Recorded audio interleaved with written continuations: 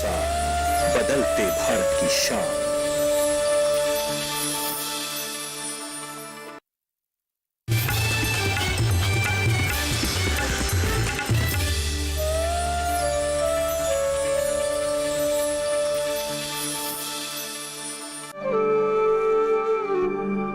नमस्कार, आप सभी का स्वागत हमारी खास पेशकश कोरोना से कैसे लड़े किसान में। मैं हूं मुकुल शर्मा। लगातार इस पेशकश में हम आपको बताते हैं कोरोना की ताज़ा स्थिति क्या है और इसके प्रबंधन रोकथाम के लिए क्या कुछ कार्य हर स्तर पर किए जा रहे हैं। तो चलिए शुरुआत करते हैं कार्यक्रम की। किसान बहनों भाइयों, हम सभी जानते हैं कोरोना का जो संकट बना हुआ है उससे उबरने के लिए ना सिर्फ पहले लॉकडाउन की स्थिति हमने देखी बल्कि अब अनलॉक भी हुआ है। और ऐसे में जो ताज़ा आंकड़े निकल कर आ रहे हैं उसके बारे में स्वास्थ्य मंत्रालय द्वारा जानकारी भी साझा की जाती है। इसके अलावा हर एक स्तर पर जो कार्य किए जा रहे हैं, अलग अलग कदम जो उठाए जा रहे हैं जो कि काफ़ी प्रभावशाली भी रहे हैं अभी तक, उनके बारे में भी जानकारी साझा की जा रही है।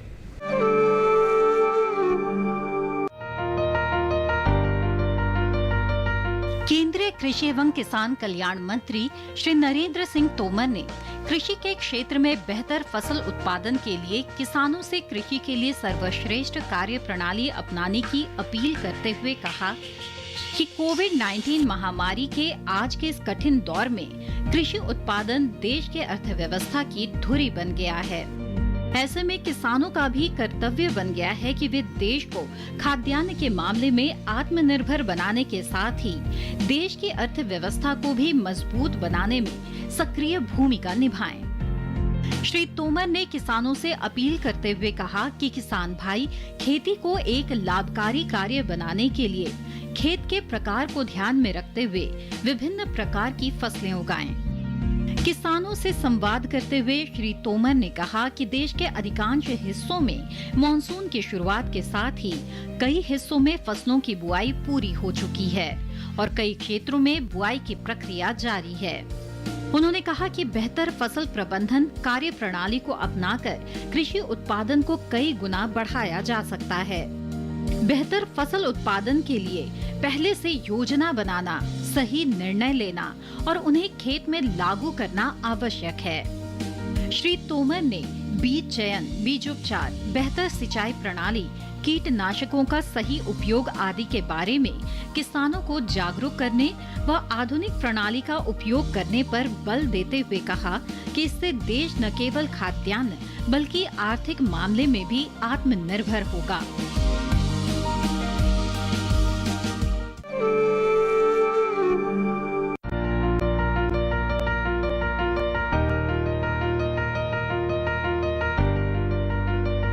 क्षेत्रीय समिति 1 में शामिल हिमाचल प्रदेश, उत्तराखंड, जम्मू कश्मीर और लद्दाख उत्तर भारत के पहाड़ी इलाके हैं। लेकिन पहाड़ी होते हुए भी इनकी जलवायु समृद्ध है जो औषधीय पौधों, सगंधीय खेती और केसर के अलावा महंगे और उन्नत फलों की खेती के अनुकूल है। बैठक को संबोधित करते हुए कृषि एवं किसान कल्याण मंत्री श्री नरेंद्र सिंह तोमर ने कहा कि आत्मनिर्भर भारत के लिए जैविक और प्राकृतिक कृषि पद्धति के साथ साथ एकीकृत कृषि को बढ़ावा दिया जाना चाहिए। उन्होंने फसल बीमा योजना के फायदों का जिक्र करते हुए किसानों से किसान उत्पादक संगठन यानी एफपीओ के गठन का भी आग्रह किया। साथ ही गांव-गांव में सभी किसानों के लिए कृषि से संबंधित बुनियादी ढांचे और खाद्य प्रसंस्करण इकाइयों की स्थापना पर जोर दिया। केंद्रीय कृषि और किसान कल्याण राज्य मंत्री श्री कैलाश चौधरी के मुताबिक देश को आत्मनिर्भर बनाने में किसानों की समृद्धि कारगर साबित होगी।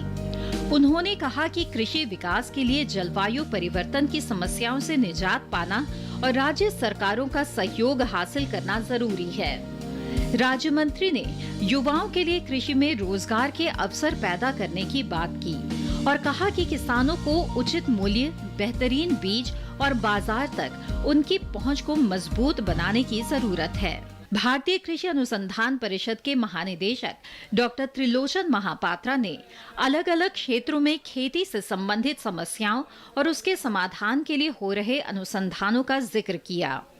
उन्होंने बताया कि जलवायु परिवर्तन के साथ साथ जंगली जानवरों और चारे की समस्या भी एक चुनौती है।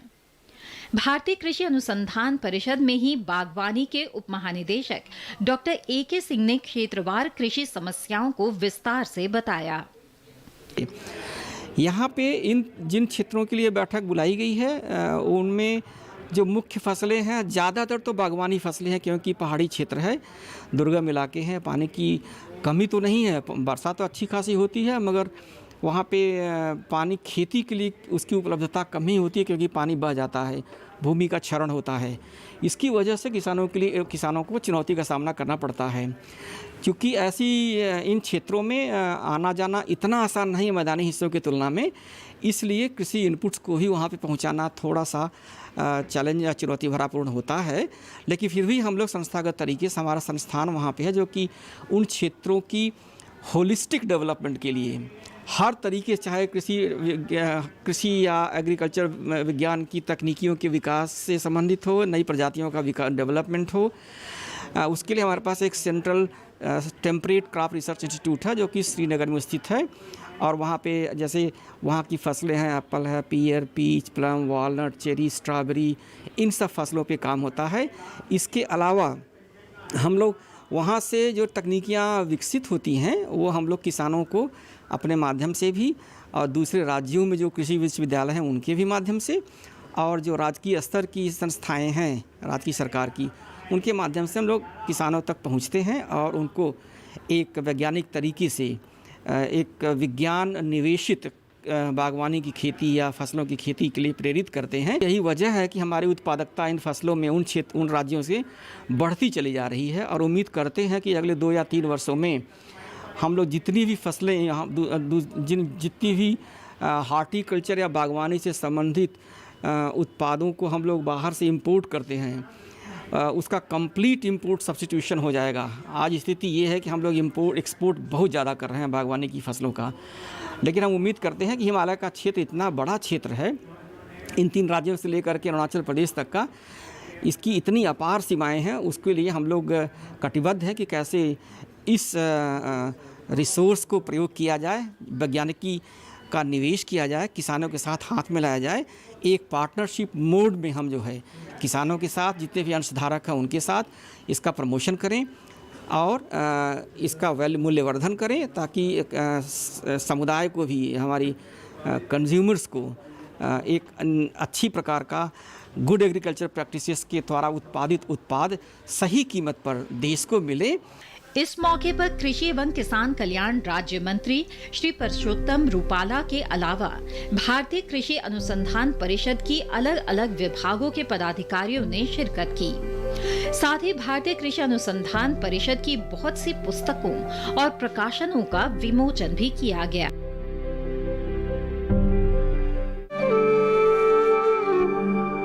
तो देखा आपने ताज़ा स्थिति क्या बनी हुई है और इससे निपटने के लिए क्या कुछ महत्वपूर्ण स्तर पर कार्य किए जा रहे हैं। फिलहाल इस खास पेशकश में वक्त हो चला एक छोटे से ब्रेक का। आप कहीं मत जाइए, बने रहिए दूरदर्शन किसान पर।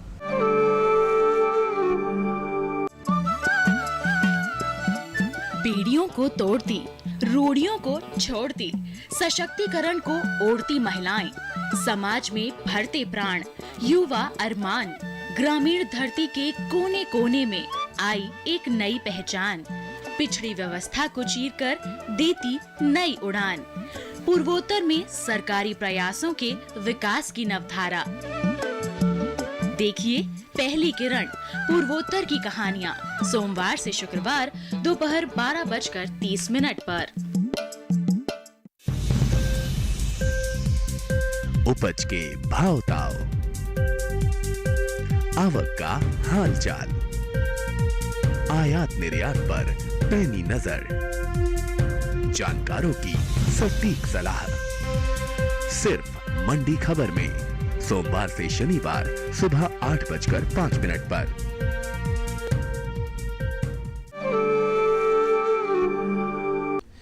ब्रेक के बाद आप सभी का एक बार फिर स्वागत। हमारी खास पेशकश कोरोना से कैसे लड़े किसान में लगातार आपको हम जानकारी दे रहे हैं किस स्तर पर हमारे देश में ना सिर्फ कोरोना की रोकथाम के लिए बल्कि जो संकट बना हुआ है इसके निदान के लिए, इसके प्रबंधन के लिए क्या कुछ कार्य किए जा रहे हैं। फिलहाल जो स्थिति बनी हुई है उसको देखते हुए जो चिकित्सक हैं वो हमारे किसानों को क्या सलाह दे रहे हैं, आइए देखते हैं। जैसा कि आप जानते हैं, कोरोना वायरस नाम की महामारी से पूरा विश्व और भारत जूझ रहा है। कोरोना वायरस एक इंसान से दूसरे इंसान तक पहुंचने के 2 तरीके होते हैं। पहला, जब कोई व्यक्ति छींकता है और खांसता है तो उसके थ्रू जो ड्रॉपलेट्स निकलते हैं उसके थ्रू वायरस एक इंसान से दूसरे वायरस में जा सकता है। और दूसरा रास्ता है कि जब हम किसी बेजान चीज़ों को छूते हैं, जैसे कि डोर का हैंडल है, नॉब है, कोई भी ऐसी चीज़ों को हम छूते हैं जिसमें पहले से ही कोरोना वायरस जो है वहाँ पर बैठा हुआ है, उसको हम फिर छू के अपने इस एरिया को छू लें, यानी कि आँखों को, नाक को और मुंह को छू लें तो वायरस हमारे अंदर जा सकता है। तो आपको कुछ बातों का बहुत ज़रूरी ध्यान रखना है। सबसे पहले आपको सोशल डिस्टेंसिंग का पालन करना है। सोशल डिस्टेंसिंग का मतलब है कि एक इंसान से दूसरे इंसान के बीच में कम से कम 1 मीटर का फासला होना चाहिए, क्योंकि ऐसा करने से अगर कोई आदमी छींकता खांसता भी है तो भी जो वायरस है वो इतने डिस्टेंस तक ट्रैवल नहीं कर सकता है। नंबर 2, आपको जब भी छींके खांसे तो हमेशा एक रुमाल, एक टिश्यू पेपर या जो आपकी कोहनी का पीछे का भाग है उसको यूज कर सकते हैं।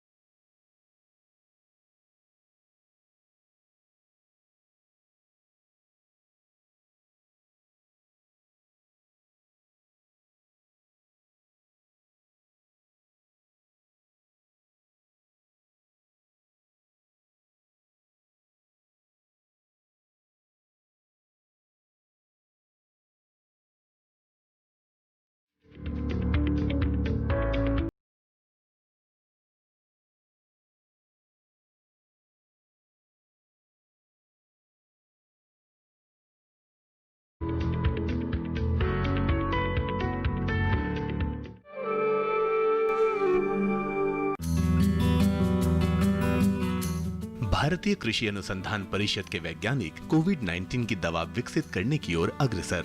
वर्तमान में व्याप्त कोरोना महामारी विश्व समुदाय के लिए इस सदी के सबसे भयानक संकट के रूप में उभर कर सामने आई है। कोरोना के नियंत्रण हेतु फिलहाल न तो कोई दवा और न ही कोई टीका उपलब्ध है। परंपरागत रूप से एंटीवायरल दवाओं को विकसित करते समय वायरस के किसी एक प्रोटीन को टारगेट किया जाता है, लेकिन वायरस की अपने आप में तेजी से और लगातार परिवर्तन करने की अपनी क्षमता इस तरह की दवाओं को बेअसर कर देती है। वैज्ञानिकों के लिए ये एक बड़ी चुनौती है। विकल्प के तौर पर पिछले 1-1.5 दशक से वैज्ञानिक मानव कोशिकाओं में विद्यमान लगभग 25,000 प्रोटीन में से उन प्रोटीन का पता लगाने में जुटे हैं जो वायरस के लिए तो अत्यंत आवश्यक है, लेकिन जिसमें कोशिका को अपना जीवन चलाने के अन्य विकल्प विद्यमान रहते हैं। ऐसे प्रोटीन को टारगेट कर एंटीवायरल दवा बनाना, जिसे सामान्यतः होस्ट डायरेक्टेड एंटीवायरल थेरेपी कहते हैं, इसमें दवा प्रतिरोधी वायरस उत्पन्न करने की क्षमता न के बराबर होती है। भारतीय कृषि अनुसंधान परिषद के अधीन कार्यरत राष्ट्रीय अश्व अनुसंधान केंद्र हिसार के वैज्ञानिक इस तरह की दवा को विकसित करने में लंबे समय से प्रयासरत हैं। इस दिशा में पिछले सप्ताह केंद्र के वैज्ञानिकों ने होस्ट डायरेक्टेड एंटीवायरल थेरेपी विषय पर एक लेख मशहूर अमेरिकन पत्रिका क्लिनिकल माइक्रोबायोलॉजी रिव्यूज में प्रकाशित किया है। इस लेख में वैज्ञानिकों ने परंपरागत एवं गैर परंपरागत एंटीवायरल दवा बनाने के तरीकों एवं वायरस की दवा प्रतिरोधी क्षमता पर प्रकाश डाला है। कोरोना महामारी के शुरू होते ही केंद्र वैज्ञानिकों ने कुछ ऐसी परंपरागत दवाओं पर तेजी से परीक्षण शुरू किया जिनका उपयोग मनुष्य में पहले कभी न कभी अन्य बीमारियों में हो चुका है और जो पूर्णतया सुरक्षित मानी जाती हैं। ऐसी दवाएं सामान्यतः सीधे वायरस पर टारगेट करने के बजाय होस्ट की प्रतिरोधक क्षमता को बढ़ाती हैं। इस दिशा में एक कंपाउंड VTC-NTC1 ने मुर्गी के भ्रूणों को कोरोना वायरस के खिलाफ न केवल पूर्णतया सुरक्षा प्रदान की, अपितु भ्रूणों के विकास को भी सामान्य बनाए रखा। तत्पश्चात इस दवा का अन्य विषाणुओं जैसे NDV या RNA वायरस एवं बफेलोपॉक्स यानी DNA वायरस में भी सफल परीक्षण किया गया। उपरोक्त सभी परिणाम इस ओर इंगित करते हैं कि VTC NTC1 कोविड-19 के खिलाफ कारगर साबित हो सकता है। इस दिशा में अभी और परीक्षण जारी हैं।